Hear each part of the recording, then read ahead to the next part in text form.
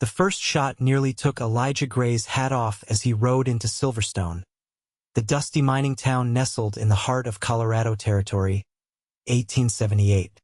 He ducked instinctively, his hand flying to the Colt revolver at his hip, eyes scanning the wooden storefronts for the source of the gunfire. It wasn't meant for him, just another Saturday night brawl spilling out of the Silver Dollar Saloon.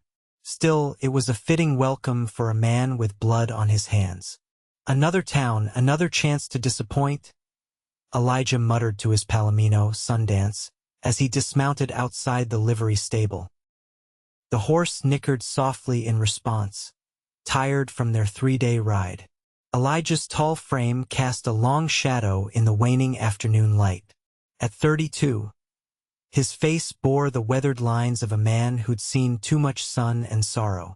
His dark beard couldn't hide the scar running along his jaw, a reminder of a knife fight in Dodge City he'd barely survived. His eyes, once bright with youthful dreams, had faded to a wary blue-gray that matched the mountains looming beyond the town.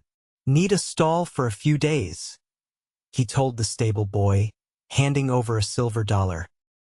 "Grain and a good brush down." "Yes, sir," the boy replied, eyeing Elijah's worn but well-maintained saddle and the Winchester rifle tucked into its scabbard. "You staying long, mister?" "Not if I can help it," Elijah said, grabbing his saddlebags and bedroll. "Where's a man find a decent bed in this place?" "Widow Taylor runs a boarding house down the street.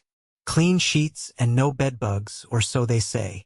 Elijah nodded his thanks and headed in the direction the boy pointed, his spurs jingling with each step.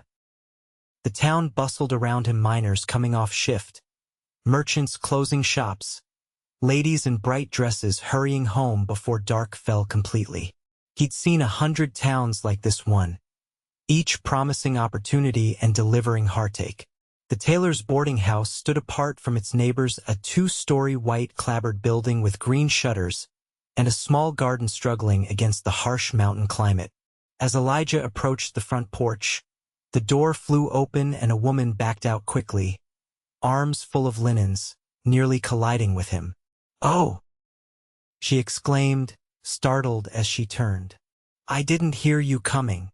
Elijah caught her elbow to steady her, then quickly released it. "My fault, madam." She wasn't what he expected in this rough mining town. Her chestnut hair was neatly pinned up, though a few rebellious strands framed her face. Her eyes, a striking hazel that caught the last rays of sunlight, assessed him with neither fear nor flirtation, just simple curiosity. She wore a plain blue dress, its sleeves rolled up for work, and a white apron smudged with evidence of the day's labor. "Are you looking for a room, sir?" she asked, shifting the linens to her hip. "If you've got one available, you're in luck. I've just finished preparing the corner room upstairs." She extended her free hand. "Katherine Taylor, this is my establishment." "Elijah Gray," he replied, taking her hand briefly. "Just passing through." "Most are," she said with a small smile that didn't quite reach her eyes. "It's $2 a night, includes breakfast and supper.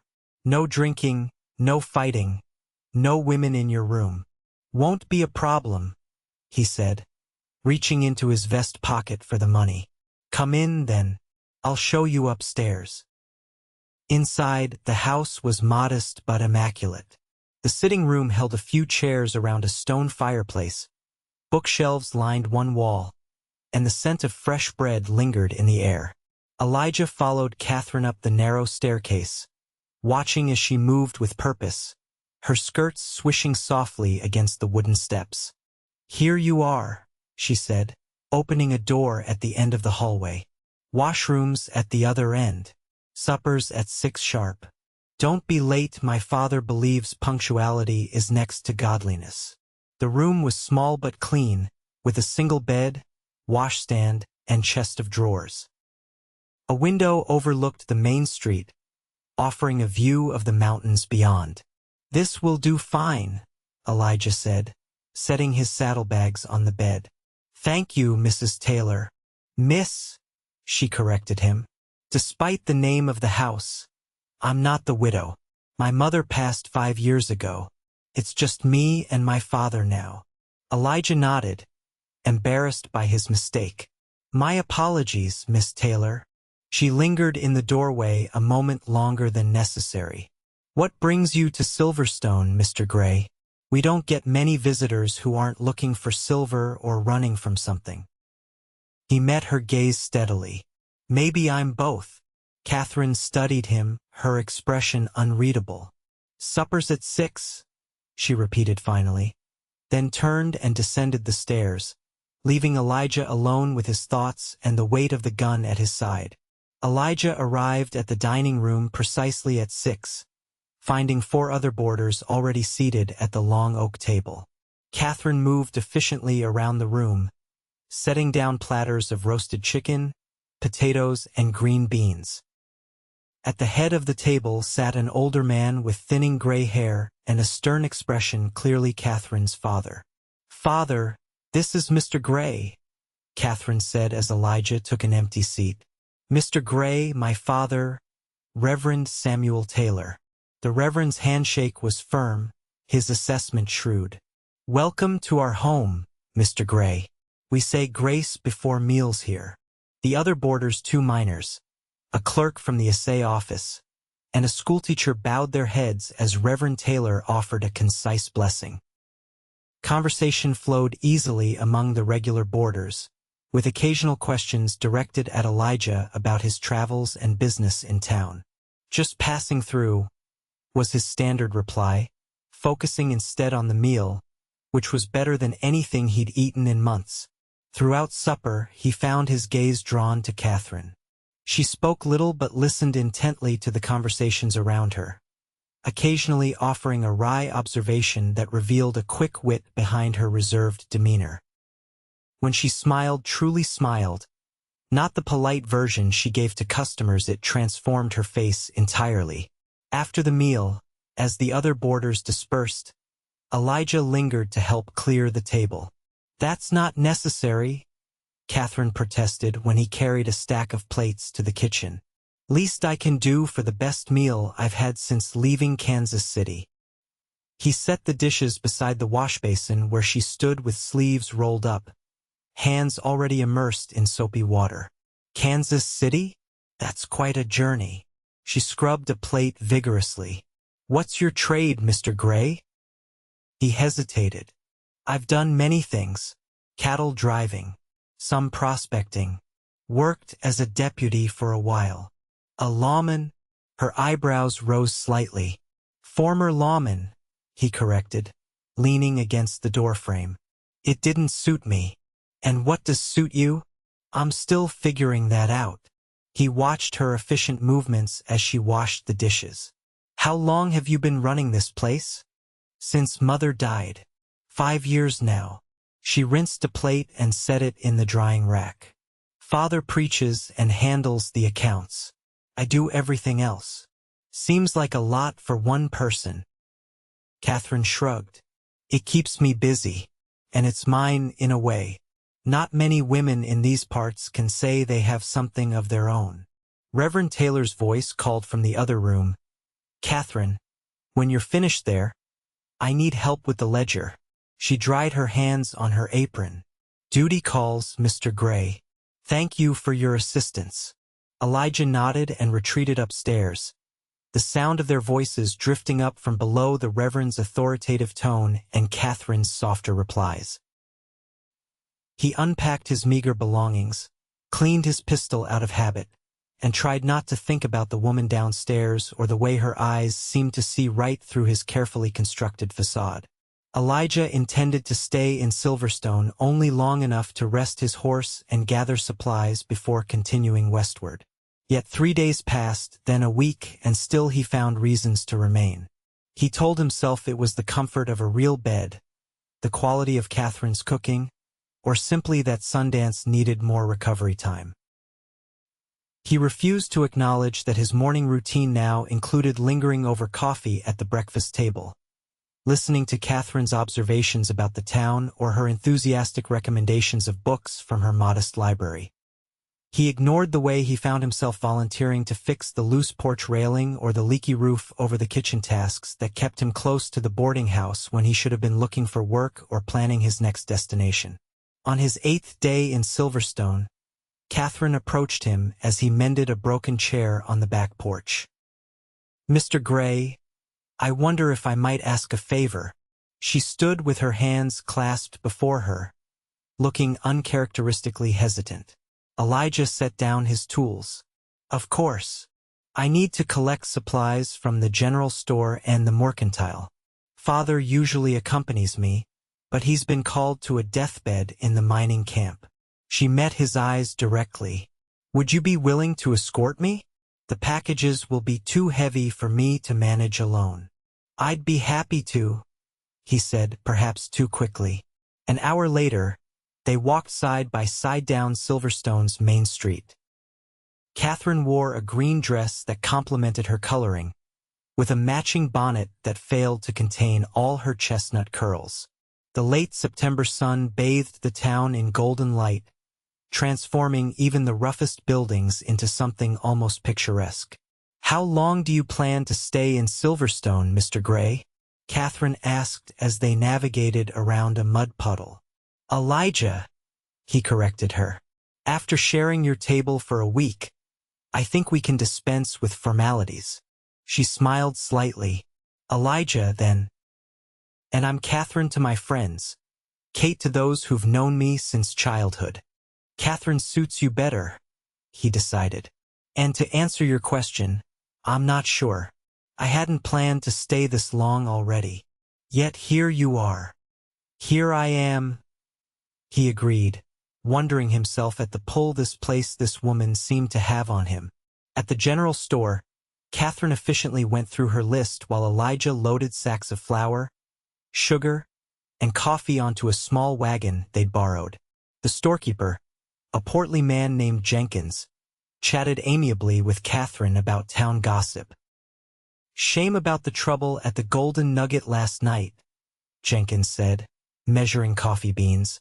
"2 miners shot, 1 dead. Sheriff's got his hands full with that Morgan gang causing trouble again." Elijah's head snapped up at the name. "Morgan gang?" Jenkins nodded. "Nasty bunch. Led by the Morgan brothers Reed and Curtis. Been terrorizing towns up and down the territory for months. Word is they're holed up somewhere in the hills, coming into town just long enough to cause trouble and intimidate folks." Katherine noticed Elijah's sudden tension. "Do you know of them?" "I've heard stories," Elijah said carefully. "None good." Their next stop was the mercantile, where Katherine selected fabrics and household items while Elijah waited near the door, his mind racing with unwelcome memories. He was so distracted that he barely noticed when Katherine finished her shopping and approached him with her parcels. "You look as though you've seen a ghost," she said quietly. "Just thinking," he muttered. "Let's get these things loaded." They were nearly finished when 3 riders thundered down the main street, causing pedestrians to scatter. The men pulled up sharply in front of the bank across the street, their horses blowing hard. Even from a distance, Elijah recognized the leader Reed Morgan, with his distinctive red beard and the silver-handled Remington he favored. "Get in the wagon," Elijah said tersely to Katherine. "Now." "What's happening?" she asked, but moved to comply when she saw his expression. "Morgan gang," he said simply, helping her onto the seat before climbing up beside her. He took the reins and urged the horse forward, away from the potential danger. They were halfway down the street when shots rang out behind them, followed by shouts and screams. Katherine gasped. "They're robbing the bank. Shouldn't we? There's nothing we can do." Elijah cut her off, urging the horse to a faster pace. "Not without getting ourselves killed." She stared at him, confusion evident in her expression. "But you were a deputy. Surely—" "That was a different life," he said grimly. "One I left behind for good reason." The ride back to the boarding house was tense and silent. After unloading the supplies, Elijah retreated to his room, avoiding Catherine's questioning gaze. He sat on the edge of his bed, his Colt revolver in his hands, turning it over as if the answers to his dilemma might be found in its worn grip or the notches carved into its handle. He was packing his saddlebags when a knock sounded at his door. He knew who it was before he opened it. Katherine stood in the hallway, her earlier confusion replaced with determination. "You're leaving." It wasn't a question, but he answered anyway. "It's for the best." "Because of what happened in town?" "Because of those men." Elijah sighed and stepped back, allowing her into the room. She entered but remained standing near the door, her back straight and chin lifted slightly, a posture he'd come to recognize as her way of preparing for a difficult conversation. "The Morgan brothers and I have history," he admitted. "Bad history. If they realize I'm here, they'll come after me, and anyone close to me will be in danger." "What kind of history?" she pressed. Elijah ran a hand through his hair, debating how much to tell her. Finally, he decided on the truth, at least part of it. "When I was a deputy in a town called Redemption, about 100 miles east of here, I killed their youngest brother, Jasper, during a bank robbery gone wrong." Catherine's eyes widened, but she didn't back away. "You were doing your job." Jasper was only 19. Stupid kid who got caught up with his outlaw brothers. Elijah's voice grew bitter. "Reed and Curtis swore they'd make me pay. They killed someone I cared about. Nearly got me too." He gestured to the scar on his jaw. "I've been running ever since." "So you're running again now?" Katherine said softly. "Without even saying goodbye. It's safer for everyone if I just disappear." She stepped closer. "Safer for whom exactly? For you? Because it seems to me you're choosing the easiest path, not the right one." Anger flashed through him. "You don't understand what these men are capable of." "Maybe not," she conceded. "But I understand what it means to face your fears rather than run from them. When my mother died, I could have sold this place, gone back east to live with relatives. Instead, I stayed and built something for myself, despite the challenges. It's not the same thing. Isn't it? We all have our demons, Elijah. The question is whether we let them chase us forever or stand and fight." She moved even closer, close enough that he could see the flecks of gold in her hazel eyes. "You don't strike me as a coward." The word stung as she'd intended it to. "I'm trying to protect you," he insisted. "I never asked for your protection." Her voice softened. "But I would welcome your honesty. Tell me the real reason you're so eager to leave." Elijah turned away, unable to meet her gaze. "Because I start to care and people I care about get hurt. That's how it's always been." "That's not a reason," Katherine said. "That's an excuse." Before he could respond, a commotion erupted downstairs, raised voices, heavy footsteps. Catherine's father called up urgently, "Katherine, come down here, please." They hurried downstairs to find the sheriff in the sitting room, his expression grim. "Miss Taylor, Mr. Gray." He nodded to them both. "I'm afraid I've got bad news. The Morgan gang hit the bank today, killed the manager. Word is they're planning to raid outlying properties tonight before leaving the territory." Reverend Taylor looked alarmed. "Surely they wouldn't target a boarding house?" "They might if they're looking for someone," the sheriff said, his gaze shifting meaningfully to Elijah. "Word travels fast in small towns, Gray. Someone recognized you from your deputy days. I need to know, are those outlaws after you specifically?" Elijah felt Catherine's eyes on him as he answered. "Yes, they've got a personal vendetta against me." The sheriff nodded. "That's what I figured. I'm organizing a posse to go after them before they can cause more trouble, but I'm short-handed with 2 deputies out of town. I could use a man with your experience." "I was just leaving town," Elijah said reflexively. Running won't solve this problem, the sheriff countered. Those men will keep coming after you, and they'll hurt anyone who gets in their way. Elijah glanced at Katherine, who watched him with an unreadable expression. When do we ride? He asked the sheriff. Dusk, came the reply. Meet at the office. And Gray, bring that Winchester of yours. After the sheriff left, Reverend Taylor excused himself to check on the other boarders, leaving Elijah and Katherine alone in the sitting room. So you'll stay to help the sheriff, but you were ready to leave without a word to me, Katherine said, her hurt evident beneath her controlled tone. I'm not staying. I'm helping deal with this threat, then moving on. Elijah crossed to the window, scanning the street outside. It's still the safest option for everyone. I don't believe you, Katherine said, moving to stand beside him. I think you want to stay. I think you've been looking for a reason to stay since you arrived. He turned to face her, struck again by her perceptiveness. What I want doesn't matter. I learned that lesson the hard way. Tell me, she said simply. Elijah sighed, the weight of his past pressing down on him. Her name was Sarah. We were to be married when I finished my term as deputy. The Morgan brothers came to town looking for revenge after I killed Jasper. I was out on patrol. They found Sarah at our home.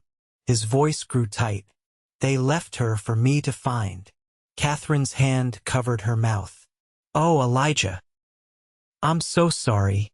That was 2 years ago. I've been drifting ever since, never staying anywhere long enough for them to find me again. He met her eyes directly. I won't put anyone else in danger because of my mistakes. Sarah's death wasn't your mistake, Katherine said firmly. It was their crime, their choice, just as it's my choice how I live my life and who I allow into it. Katherine, no, she interrupted. You don't get to decide what risks I'm willing to take. That's my right. She stepped closer, her determination evident in every line of her body. Go with the sheriff. Do what needs to be done. Then come back and tell me you still want to leave. Before he could respond, she turned and left the room, her skirts swishing around her ankles, leaving Elijah with the weight of her words and the impossible choice before him. The posse assembled at dusk, 6 men including Elijah and the sheriff. Intelligence from a sympathetic saloon girl suggested the Morgan gang was camped in an abandoned mining claim 5 miles outside town. Their plan was simple. Approach under cover of darkness, surround the camp, and demand surrender. If the outlaws resisted, they would take them by force. As they rode out, Elijah's thoughts kept returning to Katherine. Their conversation replayed in his mind, along with all the small moments they'd shared over the past week. Her smile across the breakfast table, the sound of her humming as she worked in the kitchen, the passion in her voice when she discussed a beloved book. He'd been fighting his growing feelings, telling himself he didn't deserve happiness after failing to protect Sarah. Yet Katherine's words had pierced that armor of guilt. The mining claim came into view shortly after midnight, a dilapidated cabin with light seeping through cracks in the boarded windows and 4 horses tethered nearby. The posse dismounted at a distance and approached on foot, spreading out to surround the cabin. Elijah positioned himself near a partially collapsed mine entrance, rifle ready. The sheriff moved to the front of the cabin and called out, "Reed Morgan, this is Sheriff Dunn of Silverstone. You and your men are surrounded. Come out with your hands up." The response was immediate. Gunfire erupted from the cabin windows, forcing the lawmen to take cover. Elijah returned fire, aiming at the muzzle flashes rather than shooting blindly. The gunfight intensified, bullets splintering wood and ricocheting off rocks. Through the chaos, Elijah spotted movement at the back of the cabin, a figure slipping out and making for the horses. He recognized Reed Morgan's hulking form even in the darkness. Signaling to the deputy nearest him, Elijah moved to intercept. Reed saw him coming and fired, the bullet grazing Elijah's arm. Ignoring the burning pain, Elijah aimed his Winchester and fired, striking Reed in the leg. The outlaw went down with a shout but continued firing from his prone position. "It's over, Morgan," Elijah called, taking cover behind a boulder. "Your brother and the others are pinned down. There's no escape this time." "Gray!" Reed spat the name like a curse. "Should have known you'd turn up eventually. Like a bad penny. Throw down your gun and you might live to see trial." Reed's laugh was harsh. "Like Jasper did? No thanks. I'll take my chances." "Jasper pulled his gun first," Elijah said, the old guilt surfacing despite his efforts to suppress it. "He didn't give me a choice." "There's always a choice," Reed replied, then fired rapidly, forcing Elijah to duck down. When the firing stopped, Elijah peered around the boulder, only to find Reed had disappeared. Alarmed, he scanned the area, finally spotting movement near a tangle of scrub pine. He pursued cautiously, aware he was moving away from the support of the posse. The snap of a twig behind him was his only warning. Elijah spun just as Reed lunged from the shadows, tackling him to the ground. The rifle went flying as they grappled in the dirt, each fighting for dominance. Reed was heavier but hampered by his leg wound. Elijah managed to break free and reach for his Colt, but Reed was on him again, forcing his arm away. "I've dreamed of this moment," Reed growled, his face inches from Elijah's. "Killing you slow, like we did your woman." Rage gave Elijah strength. He slammed his forehead into Reed's nose, hearing a satisfying crunch as the outlaw reeled back. Elijah used the moment to reach his revolver, but Reed recovered quickly and lunged for him again. The gunshot echoed across the clearing, followed by absolute silence. Reed Morgan stared in shock at the growing red stain on his chest before collapsing sideways onto the ground. Behind him stood Katherine, her father's shotgun still aimed where Reed had been, her hands steady despite the horror in her eyes. "Katherine!" Elijah staggered to his feet, unable to believe what he was seeing. "What are you doing here?" She lowered the shotgun slowly. "I followed the posse. I couldn't just wait at home, not knowing if you'd." Her voice trailed off as she stared at Reed's motionless form. Elijah moved to her side, gently taking the shotgun. "You saved my life." She looked up at him, her face pale in the moonlight. I didn't think I could." "You did what you had to do," he said softly, leading her away from Reed's body. "But you should never have been here. It was too dangerous." "That wasn't your decision to make," she reminded him, some of her usual spirit returning despite the circumstances. Shouts from the direction of the cabin indicated the fight was over. The sheriff appeared at the edge of the clearing, took in the scene with experienced eyes, and nodded grimly. "Curtis Morgan's dead," he reported.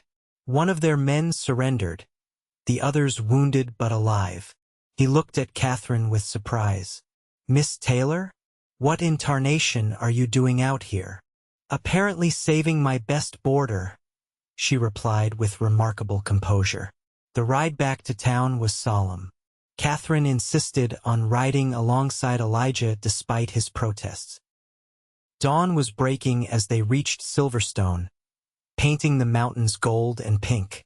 "You need that arm looked at," Katherine said as they dismounted outside the boarding house, nodding to the bloodstain on his sleeve. "It's just a graze," he assured her, but followed her inside and up to her father's study, where she kept medical supplies. Katherine worked silently, cleaning and bandaging his wound with gentle efficiency. When she finished, she remained standing before him, her hands resting lightly on his shoulders. "Are you still planning to leave?" she asked directly. Elijah met her gaze.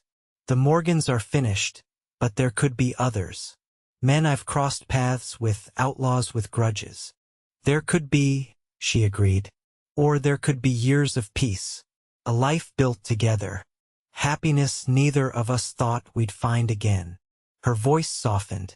I'm not afraid of what might come, Elijah. I'm more afraid of letting you walk away without ever knowing what could have been.